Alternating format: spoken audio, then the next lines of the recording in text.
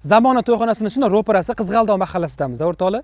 Orqamdagi kvartiralar, uchastka uslubida qurilgan kvartiralarimizni xossizlarga tez obzor qilib beraman. Har bitta oila uchun bittadan avtoturargoh berilar ekan, butlarni burchakkalari bitqazib chiroyli qilib berilar ekan. Endi sizlarga ichkarilarini, planlarini tushuntiraman. 68 kvadrat, shunaqa katta hol bo'ladi. Ikkita o'zini katta xonasi bo'ladi.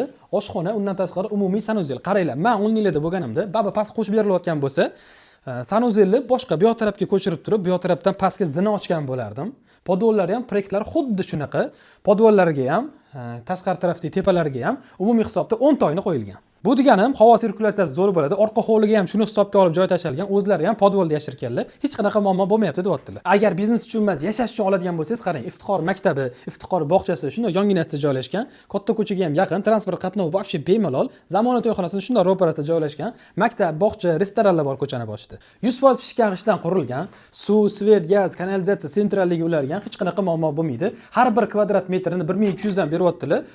To'g'ri, obechniydan sal qimmatroq, lekin shuni hisobiga 68 kvadrat olsangiz, 68 kvadrat pastda xuddi shunaqa proyektli zdaniya qo'shib beriladi. O'rtadan bitta zinaqa oladigan bo'lsangiz, duplex kvartira bo'ladi, bemalol katta oilalar sig'ib yashaydi.